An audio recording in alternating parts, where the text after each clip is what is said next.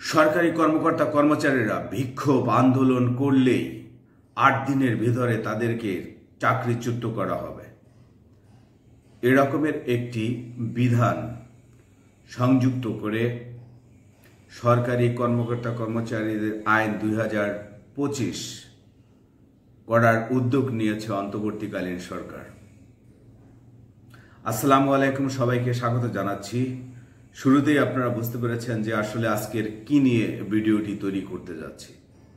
হ্যাঁ, সরকারি কর্মকর্তা কর্মচারীদের জন্য কঠোর শাস্তির বিধান রেখে নতুন একটি আইন করতে যাচ্ছে সরকার।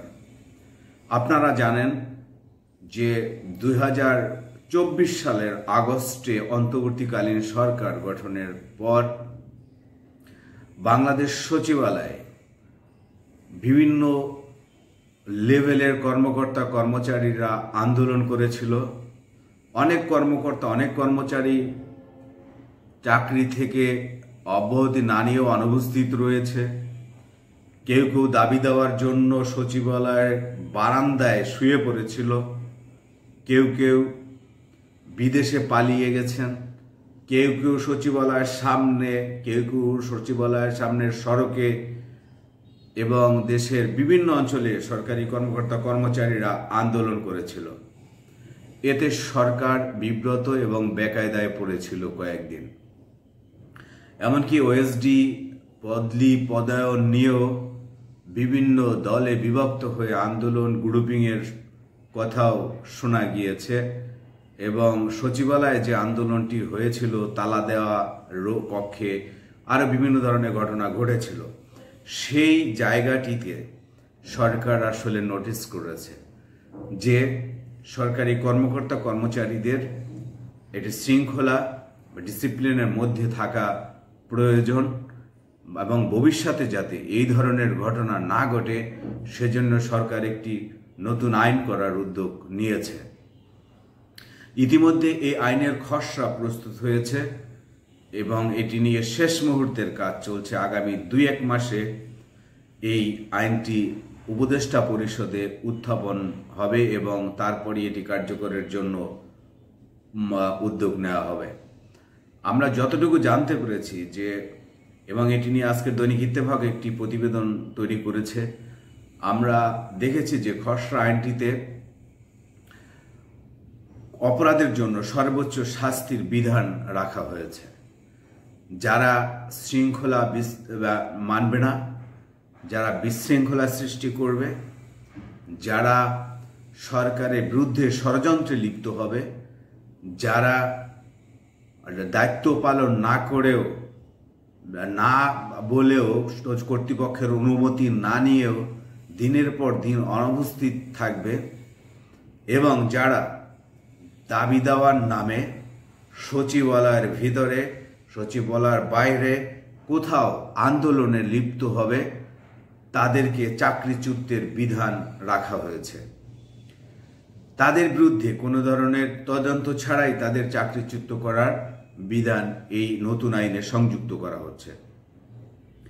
অর্থাৎ তাদেরকে ৮ দিনের ভিতরে, যারা এই ধরনের অপরাধে জড়িত থাকবে তাদের ৮ দিনের ভিতরে চাকরিচ্যুত করা হবে। প্রথমে তাদেরকে শোকজ করা হবে। সেই শোকজের জবাব যদি তারা দেওয়ার পরে ৫ দিনের ভিতরে যদি সেই শোকজের জবাব সন্তোষজনক না হয় তাহলে কর্তৃপক্ষ বাকি ৩ কর্মদিবসে তার বিরুদ্ধে চাকরিচ্যুতি সহ কঠোর শাস্তির বিধান রাখা হয়েছে এই আইনে। কর্তৃপক্ষ তাকে চাকরিচ্যুতও করতে পারবে। আমরা একটু আগেই বলেছি যে আসলে কেন এই নতুন আইন করার প্রয়োজন হলো।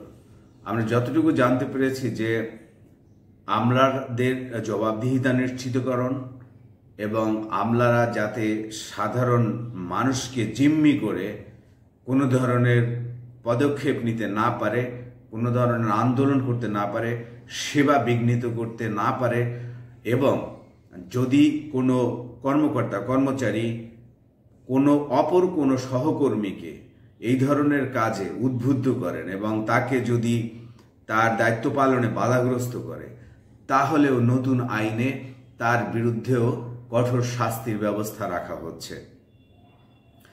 মূলত সরকারি কর্মকর্তা কর্মচারীদেরকে আমরা নিজেদের দাবি দেওয়া নিয়ে বিচ্ছিন্নভাবে আন্দোলন করতে দেখেছি, এবং এমনকি